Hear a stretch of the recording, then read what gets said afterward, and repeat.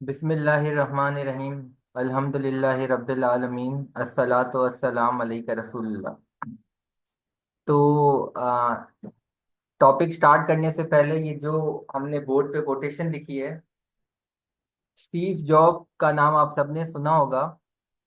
उसको एक ग्रेजुएशन में बुलाया गया था एज अ चीफ गेस्ट, और उन्होंने एक 10 मिनट की स्पीच की थी, जो कि अभी मेरा करने का बिल्कुल मन नहीं है और ना ही आपके सुनने का होगा। उसमें से जो एक लाइन थी, वो लाइन ये थी कि when it comes to learning stay hungry stay foolish.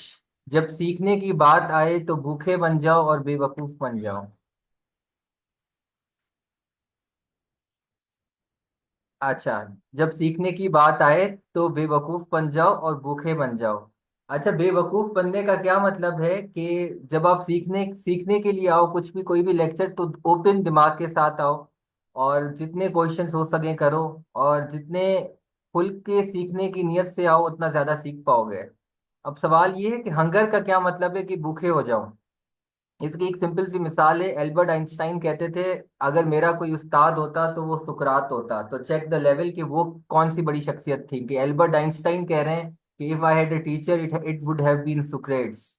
सुक्रेट्स समंदर के किनारे पे बैठे हुए थे कि एक शख्स आए उनके पास और कहने लगे कि आप मुझे अपना शागिर्द बना लें, मेक मी योर स्टूडेंट। तो सुकरात ने क्या किया, उसने उसका सर पकड़ा और उसका सर पानी के अंदर डाल दिया।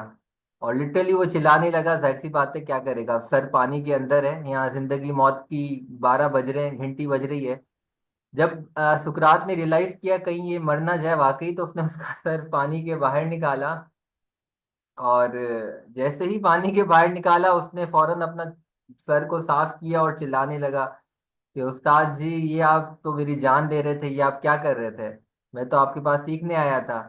तो उस्ताद जी ने, जो सुकरात साहब थे, उन्होंने बड़ा अमेजिंग जवाब दिया। उसने कहा कि जब तुम्हारा सर पानी के अंदर था और तुम्हें जितनी तलब हवा की थी, जिस दिन तुम्हें इतनी तलब इल्म की हो जाए, तब मेरे पास आना, मैं तुम्हें अपना शागिर्द बनाऊंगा। Then come to me, I will make you my student. वरना मुझे ऐसे जिसके अंदर अंदर कोई हंगर नहीं है, मुझे ऐसे शागिर्द नहीं चाहिए।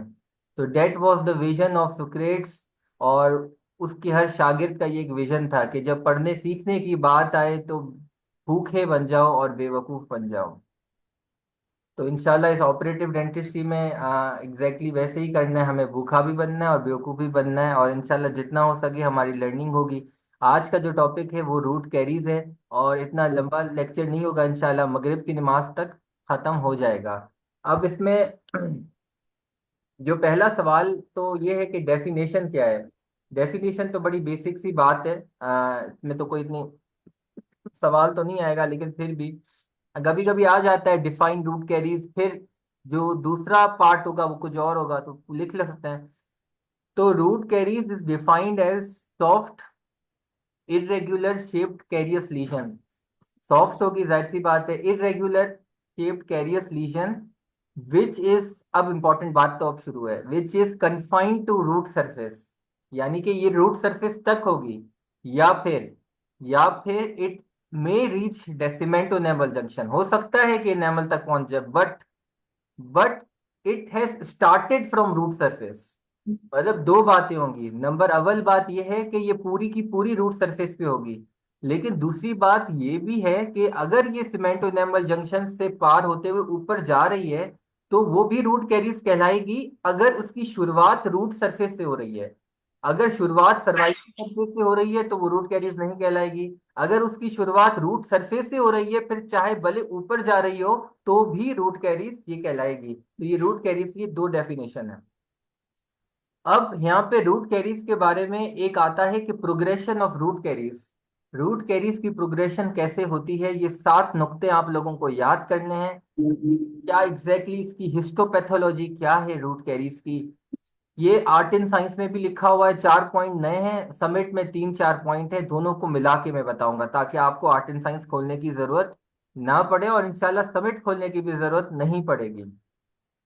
अगर आप लेक्चर्स और मेरे नोट्स पढ़ोगे, और नोट्स को इंशाल्लाह इस वीक मिल जाएंगे, तो उसमें आप साथ साथ एडिटिंग करते रहना, क्योंकि नोट्स के अंदर भी 3 पॉइंट्स हैं, 4 पॉइंट्स आर्ट एंड साइंस के नए लिए हैं मैंने।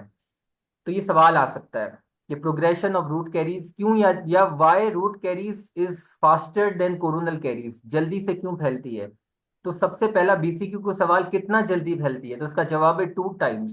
Speed of root caries is 2 times greater than the speed of coronal caries, 2 गुना ज्यादा है। अब क्यों है 2 गुना ज्यादा? रीजन नंबर 1, रूट सरफेस के सराउंडिंग में सीमेंटम होता है, इनेमल नहीं होता। Root surface is covered by cementum not enamel. And remember cementum is less resistant to caries than enamel. मैं अपने लफ्जों में बता रहा हूँ और याद अपने लफ्जों में करता हूँ, एग्जैक्टली बुक में टू बी ऑनेस्ट ऐसा नहीं लिखा हुआ, तो ये मैंने अपने लफ्जों में मैंने ये बात याद किया है कि रूट भाई किससे कवर है, सीमेंटम से, और सीमेंटम इतना रेजिस्टेंट नहीं है इनेमल के मुकाबले में, पहली वजह।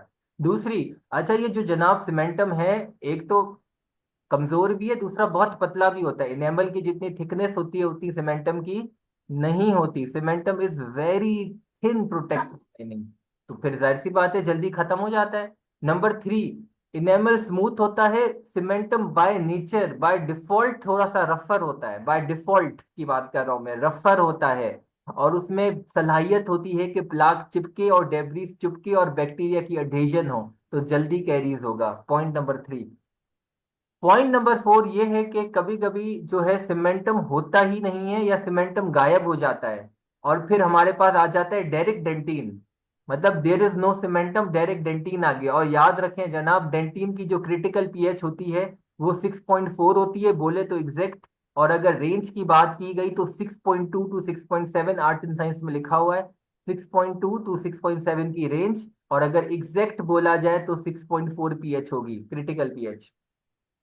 अब इस पॉइंट को मजीद एलोबरेट करते हैं कि ऐसे कैसे हो सकता है यार कि सीमेंटम ही ना हो। सीमेंटम तो चलो ये तो बात समझ में आ गई, सीमेंटम इनेमल के मुकाबले में लेस रेजिस्टेंट होता है, ये बात तो समझ आ गई, वो थोड़ा सा रफर होता है, ये बात तो समझ आ गई, वो थोड़ा सा ज्यादा थिन होता है। लेकिन ये बात समझ नहीं आ रही कि वो होता ही नहीं है। और कैसे नहीं होता, इसकी 3 रीजंस हैं। रीजन नंबर 1, समिट में लिखा हुआ है कि 30% केसेस के अंदर 30% इंसानों में इनेमल और सीमेंटम कंटिन्यूएशन नहीं होती।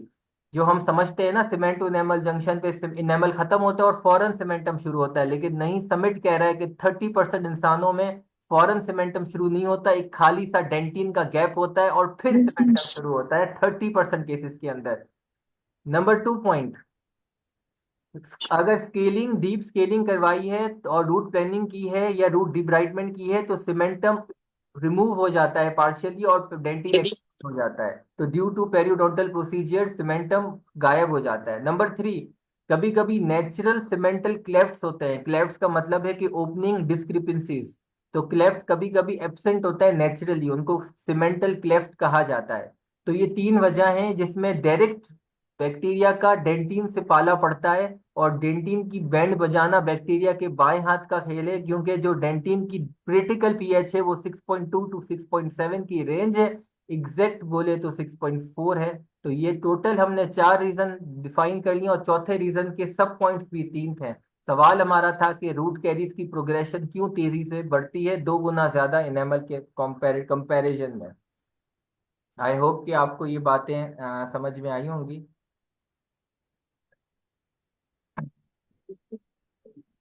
अच्छा, उसके बाद इस पे आते हैं, इसकी लोकेशन पे, प्रिविलेंस पे आते हैं। प्रिविलेंस, जो रूट कैरीज है वो सबसे ज्यादा होता है अडल्ट में, होता है बूढ़ों में होता है। नंबर 2, रूट कैरीज होता है नौजवानों में जिनमें पेरियोडोंटल डिजीज पाई जाती है, उनमें ज्यादा होता है, ये तो प्रिविलेंस है। नंबर 3, स्मोकर्स में ज्यादा होती है रूट कैरीज, तो ये 3 प्रिविलेंस फैक्टर्स हैं। इसके अलावा बीसीक्यू पे बात करें तो कौन से दांतों में ज्यादा रूट कैरीज होती है, आगे वालों में या पीछे वालों में? तो मैंडेबल की अगर बात करें, मैंडेबल की तो सबसे ज्यादा होती है मोलर्स में, प्रीमोलर्स में, उसके बाद कैनाइंस में, उसके बाद इंसाइजर में, यानी कि पीछे से आगे। और अगर मैक्सिला की बात करें तो वाइस वर्सा है, यानी कि सबसे ज्यादा एंटीरियर में, फिर कैनाइन में, फिर प्रीमोलर में, फिर मोलर में सबसे कम चांस होता है। अब बात करते हैं कौन से सरफेस पे रूट कैरी सबसे ज्यादा होती है, तो उसका जवाब है प्रोक्सिमल सरफेस पे हमेशा हाईएस्ट प्रिविलेंस पाई जाती है रूट कैरीज की, क्योंकि वहां पे क्लीनिंग करना, ओरल हाइजीन मेंटेन करना बहुत ज्यादा मुश्किल होता है। तो रूट कैरीज की जो शुरुआत है सबसे ज्यादा होती है इंटरडेंटल सरफेस के अंदर, प्रोक्सिमल सरफेस के अंदर। उसके बाद फेशियल में और सबसे जो लीस्ट होता है वो पैलेटल या लिंगुअल होता है, ये याद रखें, ये बीसीक्यू का सवाल है। उसके अलावा कौन सा बैक्टीरिया सबसे ज्यादा पाया जाता है रूट कैरिस के अंदर? एक्टिनोमाइकस विस्कस सबसे ज्यादा पाया जाता है। इसके अलावा कौन सा पाया जाता है? स्ट्रेप्टोकोकस म्यूटेंस और लैक्टोबैसिलस भी पाए जाते हैं। तो ये कंट्रोवर्शियल रिसर्च है, लेकिन स्टिल अगर बीसीक्यू का सवाल है तो आपने एक्टिनोमाइकिस विस्कस को टिक करना है। अब इसके बाद एक और बीसीक्यू पॉइंट पे आते हैं, जो कि उसमें लिखा हुआ है आर्ट एंड साइंस के अंदर, कि जो रूट कैरीज होती हैं वो इरेगुलर होती हैं। ये इसका कैरेक्टरिस्टिक पॉइंट है। लेस वेल डिफाइंड मार्जिन्स, इसकी जो मार्जिन्स होती हैं रूट कैरीज की वेल डिफाइंड नहीं होती, ये इसका कैरेक्टरिस्टिक पॉइंट है। नंबर टू, अगर क्रॉस सेक्शन में देखा जाए तो उसकी जो लीजन की प्रोग्रेशन होती है वो यू शेप्ड होती है। याद रखें, हमने पिछले लेक्चर में पढ़ा था कि वी शेप्ड होती है पिट एंड फिशर्स की, और फिर इन्वर्टेड वी शेप्ड होती है किसी और की। तो इस तरह हमने पढ़े थे सबके ना। तो इसकी जो होती है वो यू शेप्ड होती है क्रॉस सेक्शन के अंदर। ये बीसीक्यू का पॉइंट है, आर्ट एंड साइंस में लिखा हुआ है। अब हम बात करेंगे, चार्ट की बात करेंगे कि difference between active root caries and arrested root caries. सबसे पहले नंबर पे जो फैक्टर आता है वो है विजुअल, जिसको बोले तो कलर चेंजेस, या कि आंखों से दिख जाए। यहाँ पे लिखा हुआ है कि अगर लाइट कलर हो जिसके अंदर येलो आता है और लाइट ब्राउन आता है तो इसका मतलब है कि एक्टिव रूट कैरीज लीजन है। लेकिन अगर डार्क कलर है, यानी कि डार्क ब्राउन है या ब्लैक है, तो इसका मतलब है कि चांसेस हैं कि अरेस्टेड अरेस्टेड हो चुकी है। याद रखें, colour indicator is not a reliable indicator, but still point number one था कलर चेंजेस, जिसको विजुअल कहा जाता है। Point number two, texture.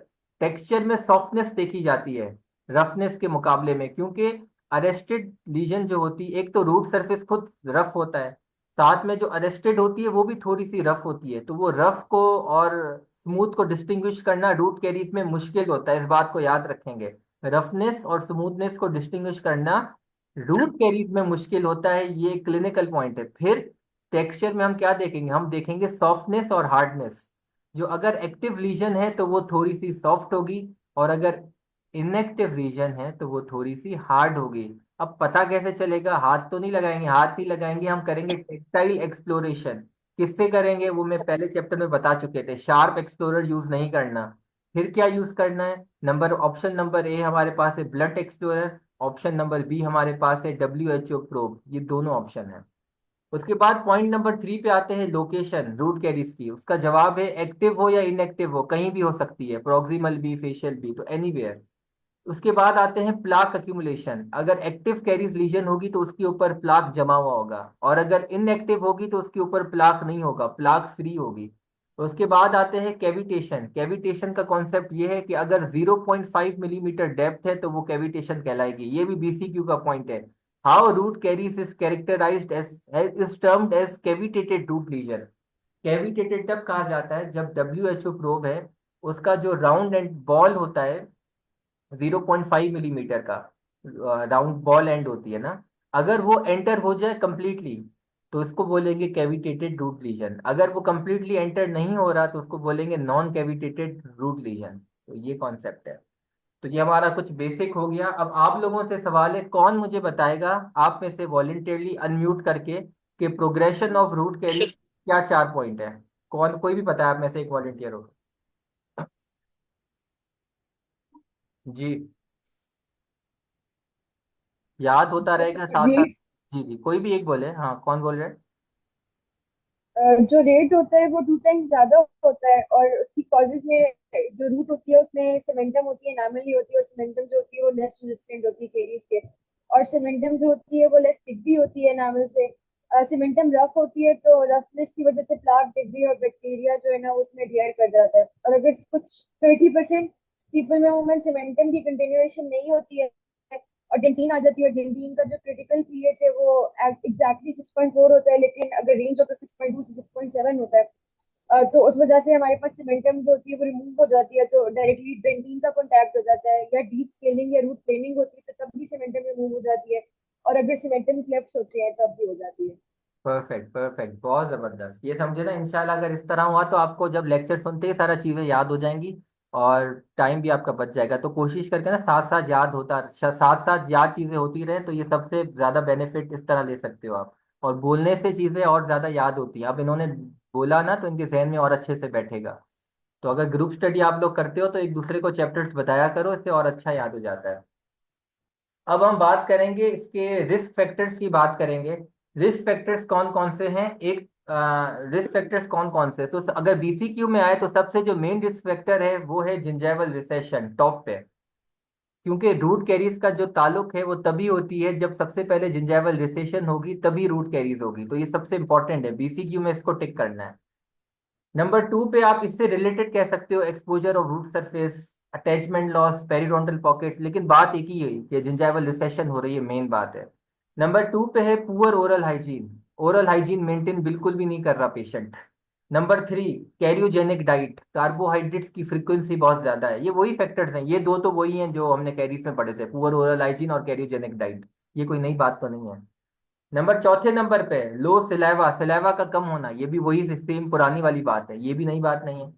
Number पांच, प्रीवियस कैरियस एक्सपीरियंस इन 3 इयर्स, वो भी पुरानी वाली बात है। नंबर छह, प्रीवियस रेस्टोरेशन इन 3 इयर्स, ये भी वो पुरानी वाली बात है।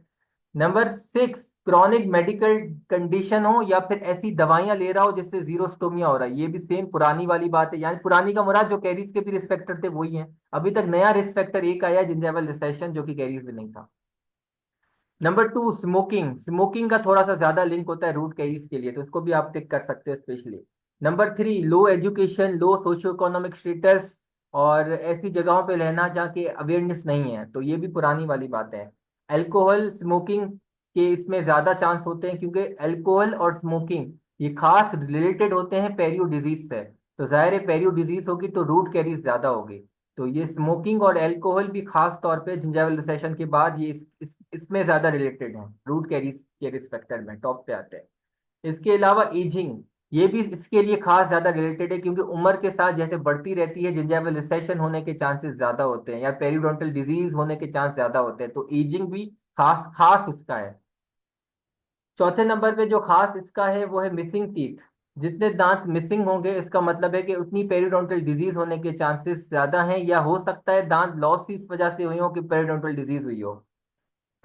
नंबर फाइव, रिमूवेबल प्रोस्थेसिस, अगर पेशेंट ने आरपीडी लगाया है तो हो सकता है उसका जो क्लेस्प होता है उसकी वजह से प्लाक अक्यूमुलेशन ज्यादा होगी, और फिर प्लाक अक्यूमुलेशन होगी तो पेरियो डिजीज होने के चांस हैं, तो खास इसका है।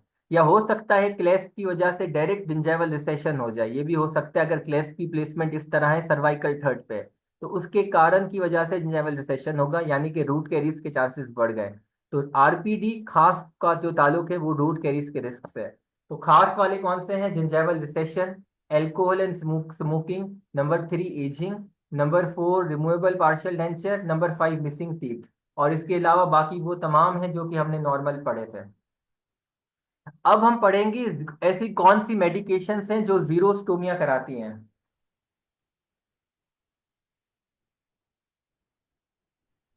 ऐसी कौन सी मेडिकेशंस हैं जो जीरोस्टोमिया कराती है, इसका एक फॉर्मूला है याद करने का, ABCD फॉर्मूला। सबसे पहले हम बात करेंगे ए पे, सबसे पहले हम बात करेंगे ए की। ए में जो लफ्ज आता है वो आता है एंटी। क्या लफ्ज आता है, एंटी आता है, आंटी नहीं, एंटी। तो anti, anti, anti A for anti. अब एंटी के अंदर भी बहुत सारी दवाएं आती हैं, एंटी फला, एंटी फला, एंटी फला, तो उसके अंदर भी हम ABCD का फॉर्मूला इस्तेमाल करेंगे, थोड़ा सा समझिएगा। अब हम ए के अंदर हैं, ए के अंदर आया एंटी, एंटी के अंदर भी ABCD करेंगे। सबसे पहले आते हैं ए फॉर आता है एंटी एस्टमिक, एस्थमा, एंटी एस्टमिक। फिर आते हैं बी, बी से कुछ भी नहीं आता, बी साइलेंट है, बी को माफ कर दिया गया, बी से कुछ नहीं आता। फिर आते हैं सी, सी फॉर आता है कन्वल्सेंट, एंटी कन्वल्सेंट, यानी कि एंटी एपिलेप्टिक बोल सकते हैं, एंटी कन्वल्सेंट, या फिर एंटी कोलिनर्जिक। एंटी कन्वल्सेंट भी हो गया, एंटी कोलिनर्जिक भी हो गया। फिर आते हैं डी, डी से आता है डिप्रेसेंट, एंटी डिप्रेसेंट। ये याद करने का आसान तरीका है, सिर्फ याद रहेगा आपको लॉन्ग टर्म तक ना, वरना याद इतनी सारी दवाइयों के नाम याद नहीं रहते। अब ये मशहूर सवाल है कौन सी मेडिकेशन है जो जीरोस्टोमिया कराती है, और वाइवा में पूछते हम कहते हैं हाँ ये थी, अरे यार वो कौन सी थी यार, वो अच्छा हाँ ये थी। तो कंफ्यूज होते हैं, तो फटाफट कैसे वाइवा में तोते की तरह बोला जाए, तो उसके लिए निमोनिक्स काम आते हैं, और किस तरह लिखा जाए और याद रहे आपको इतनी दवाइयाँ। तो डी फॉर डिप्रेसेंट हम थे। ए के अंदर आया एंटी, एंटी के अंदर भी एबीसीडी आती है, जिसमें ए फॉर एंटी एस्टमिक, फिर बी की काफ है, C for anti cholinergic, C for anti convergent, D for anti depressant, E for anti emetics यानी उल्टियों के खिलाफ, ई फॉर एंटी एमेटिक्स। तो A B C D E हो गया, बी नहीं था। अब एंटी हमारा कंप्लीट है, एंटी हमारा कंप्लीट हो गया। अब आते हैं हम बी से, ए फॉर एंटी बी से, असली वाला जो मेन था बी। अब मेन बी भी काफ है, बी से कुछ भी नहीं आता। अब आते हैं अगेन सी से। सी से दो चीजें आती हैं। Number one, C N S depressant, C N S depressant. और दूसरे सी से आते हैं कोल्ड मेडिकेशन, कोल्ड मेडिकेशन। अब उसके बाद हम आते हैं दोबारा डी से। डी से आते हैं डायूरेटिक्स और डी कंजेस्टेंट, डायूरेटिक्स और डी कंजेस्टेंट्स। बस इतना याद कर लो, बाकी दवाइयों के नाम भले छोड़ दो। इसके अलावा भी दवाइयां हैं, मसल रिलैक्सेंट आती है, सिडेटिव आती है, और एमएओ आती है, बहुत सारी हैं। लेकिन आप अगर सिर्फ ये भी याद कर लो ना तो आपको याद हो जाएगा। तो कौन कौन अभी रिपीट करेगा इन दवाओं के नाम निमोनिक्स के साथ जो मैंने बताए, कौन रिपीट करेगा जिन्होंने पहले कर लिए डॉक्टर आमना के अलावा? कौन करेगा तो आगे चले।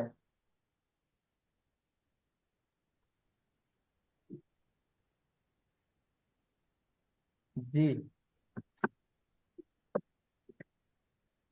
A B C D E जो है वो मेन है, तो ए से एंटी वाले आ जाएंगे, A B C D E.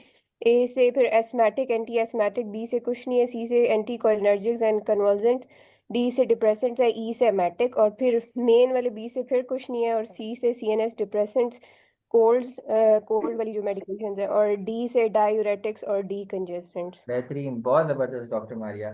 तो बेहतरीन, तो ये हो गई हमारी। सवाल ये भी हमारा हो गया कि कौन सी दवाइयां हैं जो जीरोस्टोमिया करती हैं, इसका आसान निमोने की एबीसीडी। अब आप लोग सोचेंगे यार बाकी दवाइयां भी तो याद कर लें, अगर मार्क्स कट जाए तो या खुदा का वास्ता है वहम ना करो।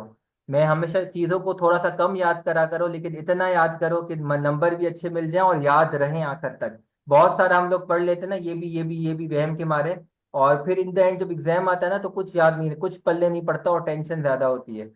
तो भले थोड़ा सा कम याद करो, लेकिन ऐसा याद हो कि बस के एग्जाम के पेपर में मजे से लिख पाओ। तो अगर ये दवाइयां लिख गई तो आपको 10 में से 9 नंबर या 5 में से 4.5 नंबर तो पक्के मिल जाएंगे। अब वो 0.005 नंबर के लिए कोई भी रोने की जरूरत नहीं है। तो इतना इस तरह ही पढ़ना चाहिए, इसको ही वर्क स्मार्ट स्ट्रेटेजी कहते हैं।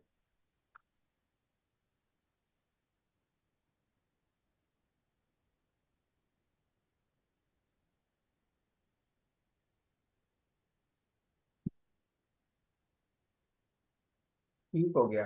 ये चैप्टर छोटा है, इतना बड़ा नहीं है, मेरा ख्याल है हम तो जल्दी फारिग हो जाएंगे जिस स्पीड से हम चल रहे हैं। और अब आते हैं डायग्नोसिस पे। अब हम आते हैं डायग्नोसिस पे पहुंच चुके हैं। और कल का लेक्चर भी छोटा, कल का तो लेक्चर इससे भी छोटा होगा हमारा। और इंशाल्लाह अगले हफ्ते से, ये बुक में कौन सा चैप्टर है, मेरा ख्याल है चैप्टर 13 है।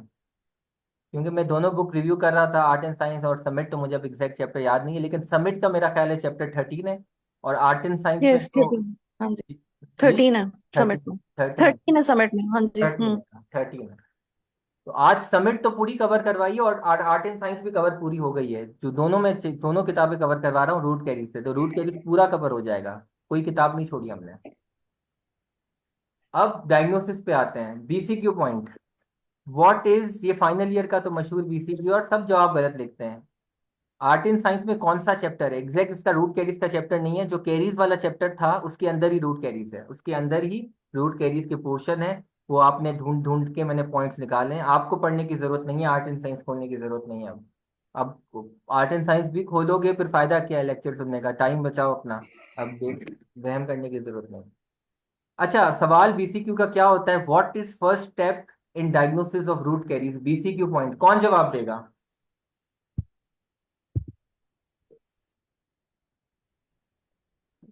अपीयरेंस।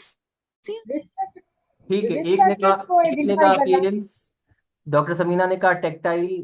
ठीक है, शाबाश आप। विजुअल देखना होता है ना। विजुअल, विजुअल किसी विजुअल ने। कलर।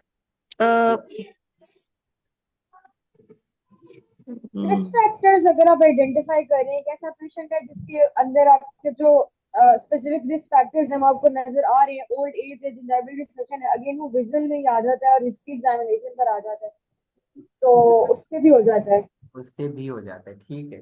तो ये काफी लोगों में इख्तिलाफ है, आप आपस में, कोई कह रहा है टेक्सचर, कोई कह रहा है कलर चेंजेस, और कोई कह रहा है कि रिस्क फैक्टर्स, और डॉक्टर जैन भी कह रहे हैं आइडेंटिफिकेशन रिस्क फैक्टर्स। और सैमसंग, सैमसंग कह रहा है। सैमसंग कौन है भाई? अपने ओरिजिनल नाम के साथ आया करे यार, मोबाइलों के नाम तो ना लिखे हैं, सैमसंग, आईफोन। पता है तेरे पास सैमसंग कौन? सैमसंग पहले बोल क्या, मैं सुन लेता हूँ। ये क्या सर है? इसके अलावा एक cleaning early and drying of, identification का। Cleaning and drying of root surface, ठीक है। डायरेक्ट मैसेज किया मुझे, आप पब्लिक पे कर सकते हो। कोकब ने कहा, डॉक्टर कोकब ने कहा रिस्क फैक्टर्स। तो बीसीक्यू का जवाब है, बीसीक्यू का जवाब है early identification. Identification of contributing factors and oral hygiene practices. ये बीसीक्यू का जवाब है। और अक्सर जो अवाम है ना, वो दूसरे जवाब भी होते हैं, लेकिन वो उनको टिक करती है। तो फर्स्ट स्टेप टू डायग्नोसिस क्या है?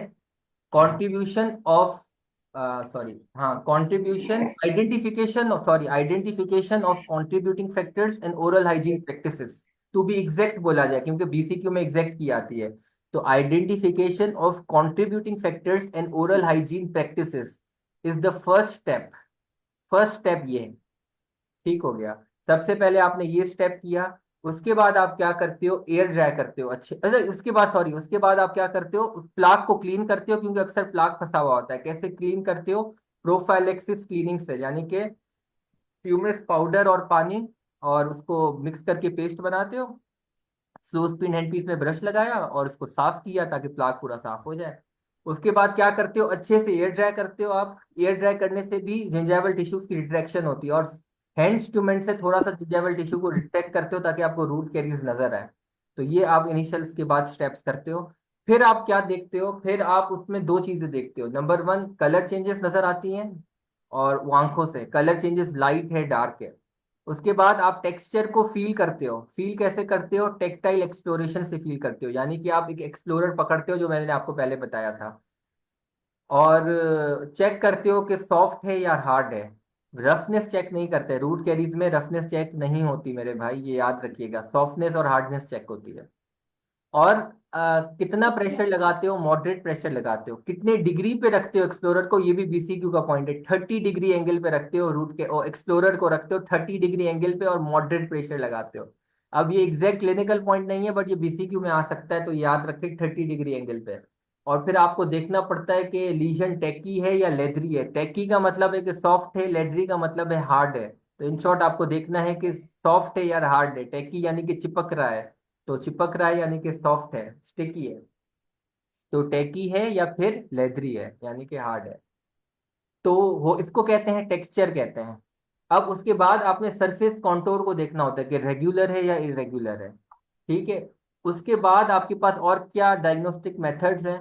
उसके बाद आपके पास डायग्नोस्टिक मेथड, एकदास स्कोरिंग कर सकते हो आप, लेजर फ्लोरोस्कोपी इस्तेमाल कर सकते हो, जो मैंने पहले बताया था, इलेक्ट्रॉनिक कैरीज मीटर, एक और होता है कैरीज डाई इंडिकेटर, लेकिन वो इनकंसिस्टेंट है, वरना वो भी यूज कर सकते हो। कैरीज डाई, मिथाइलिन ब्लू का डाई होता है, और उस डाई से आप कैरीज को डिटेक्ट करते हो। उसके अलावा रेडियोग्राफ। अब बीसीक्यू पॉइंट आपके लिए, कौन सा रेडियोग्राफ रूट कैरीज के लिए बेस्ट है? जी, audience poll. Outgoing. Bite wing, ठीक है। और कोई जवाब?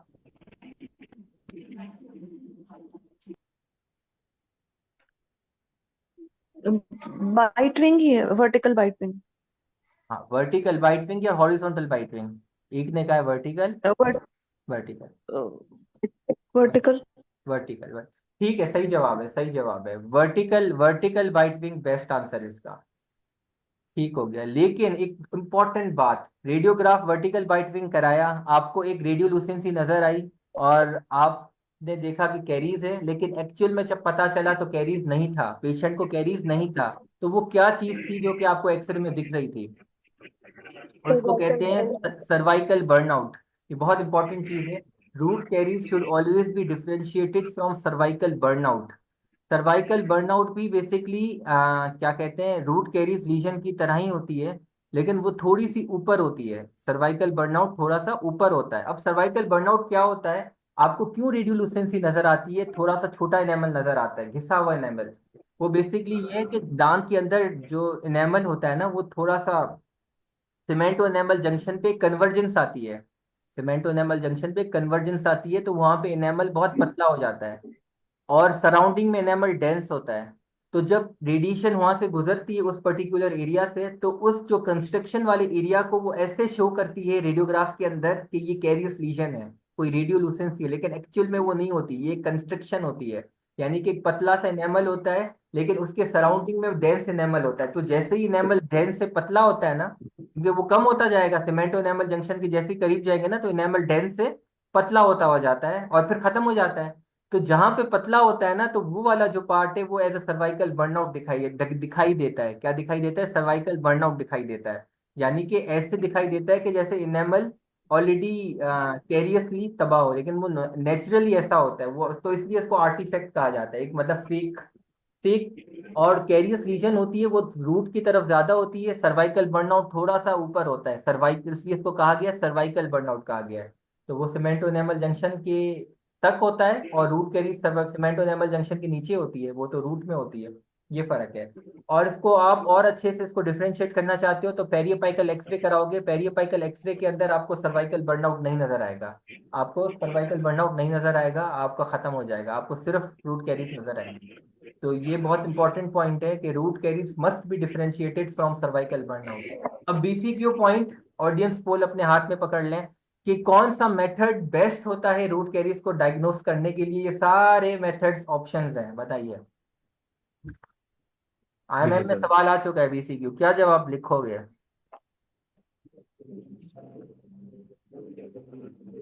टेक्टाइल एक्सप्लोरेशन, टेक्सचर, कौन सही है, टेक्सचर सही है या टेक्टाइल सही है, क्या जवाब है इसका? Tactile exploration. हाँ, एक ने लिखा है टेक्सचर, एक ने लिखा है टेक्टाइल एक्सप्लोरेशन, इन दोनों में से क्या सही है?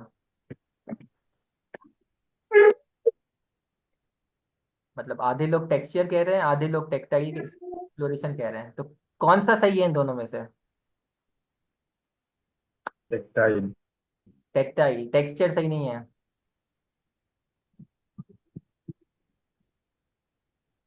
इकदास सिस्टम, वाह, चलो कुछ तो यूनिक आया। टेक्टाइल, टेक्टाइल, ठीक है। अच्छा, सही जवाब जो है वो है टेक्टाइल। टेक्सचर और टेक्टाइल, दोनों सही जवाब है, क्योंकि एक ही बात है। टेक्सचर को डिटेक्ट, हाँ सर, टेक्सचर टेक्टाइल से ही देखते हैं ना, ये शाबाश अकलमंदी की बात की। तो टेक्सचर को आप टेक्टाइल से ही देखोगे, तो टेक्सचर हो या टेक्टाइल हो, दोनों सही जवाब है। और मेरा नहीं ख्याल कि कोई एग्जामिनर ऐसा होगा कि जो दोनों अलग अलग ऑप्शन देगा आपको बेस्ट मेथड के अंदर। अगर एग्जामिनर दे रहा है तो बहुत उस एग्जामिनर पे भरोसा नहीं होता आजकल, एग्जामिनर कुछ भी दे देते हैं। तो देना नहीं चाहिए, कोई समझदार एग्जामिनर होगा, लेकिन to be honest, fingers crossed, कोई भरोसा नहीं है। सही जवाब है टेक्सचर, यानी कि सॉफ्टनेस एंड हार्डनेस, जो कि मालूम किया जाता है टेक्टाइल से। तो दोनों मतलब इन शॉर्ट एक ही बात है। ये समिट में लिखा और आर्ट एंड साइंस में भी लिखा हुआ है कि जो सॉफ्टनेस होती है root, active root caries lesion की, ये कैरेक्टरिस्टिक पॉइंट है। ये सबसे अहम पॉइंट है, ये आर्ट एंड साइंस में लिखा हुआ है और यूज किया गया, softness. Softer carious lesion is the characteristic point. और इसके अंदर भी लिखा हुआ है समिट के अंदर के texture is best predictor. Best predictor carious का कौन सा है, टेक्सचर है। तो ये दोनों में, आर्ट एंड साइंस में और दोनों में लिखा हुआ है। Difference between root caries and cervical resorption, ये थोड़ा सा एंडो का टॉपिक है। और लेकिन इसकी की पॉइंट्स मैं इंशाल्लाह ग्रुप में जैसे ही लेक्चर खत्म होगा मैं लिख के भेज दूंगा, क्योंकि अभी काफियों को सर्वाइकल रिजॉर्प्शन के बारे में इतना आइडिया नहीं है। लेकिन मैं इसको भेज देता हूँ, ग्रुप के अंदर ही भेज देता हूँ, ये मेरे पास टाइप्ड है ऑलरेडी। मैंने सोचा था इस लेक्चर में इंक्लूड करो, लेकिन मैंने स्किप कर दिया, लेकिन मैं जैसे ही लेक्चर पूरा होगा तो मैं यहाँ भेज देता हूँ व्हाट्सएप चैट के अंदर। ये इंपॉर्टेंट है पीजीएस के लिए, बहुत ज़्यादा इंपॉर्टेंट है। तो ये एंडो का सवाल है कि क्या फर्क होता है एक्सटर्नल सर्वाइकल रूट रिजॉर्प्शन और के अंदर, रूट कैरिज के अंदर। अब डायग्नोसिस हमारा हो गया, अब हम आते हैं, कितना टाइम बचा है हमारे पास? हमारे पास 1.5 मिनट बचा है। अब मेरा ख्याल है नया लिंक शेयर करूंगा मैं, उसमें हम देख लेते हैं। लेकिन हाँ, नए लिंक पे हम आखिरी 15 मिनट रहते हैं हमारे इंशाल्लाह, तो वो नया लिंक में शेयर करूंगा, उसमें हम देख लेंगे।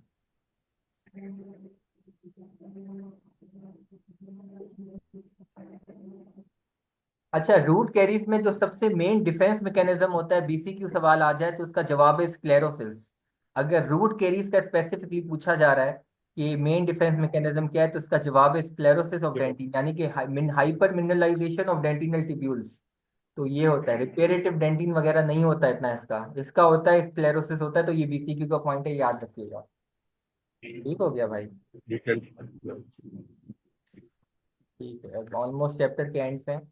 अब हम मैनेजमेंट पे आएंगे, आखिरी हमारा टॉपिक है, लेकिन 1 मिनट में वैसे ही जूम लिंक बंद होने वाला है, तो वो मैं बाद में ही शुरू करूंगा। फौरन ज्वाइन करिएगा, टाइम नहीं है, लेट मत ज्वाइन करिएगा, आखिरी 10-15 मिनट ही है, फिर वैसे ही छुट्टी होनी है। हमारे कुछ चैप्टर्स छोटे होंगे, कुछ चैप्टर्स बड़े होंगे, डिपेंड करता है। स्क्लेरोसिस का पॉइंट रिपीट करें, जो best defence mechanism root caries में होता है वो होता है स्क्लेरोसिस ऑफ डेंटिन। स्क्लेरोसिस का मतलब है hyper mineralization of dentinal tubules. Dentinal tubules जो होते हैं ना, वो रास्ता देते हैं बैक्टीरिया का, तो उनके अंदर ही मिनरल्स जमा हो जाएंगे, तो बैक्टीरिया ब्लॉक हो जाएंगे, आगे नहीं जा पाएंगे। तो ये आंसर है अगर रूट कैरीज की बात की जा रही है। बाकी कैरियर्स में मैं ऑलरेडी बता चुका हूँ कि कोरोनल में किस तरह डिफेंस मैकेनिज्म होता है। अगर माइल्ड है तो फिर क्या होगा, मॉडरेट है तो क्या होगा, सीवियर है तो क्या होगा, वो मैंने पिछले लेक्चर में बताया था, दोबारा रिपीट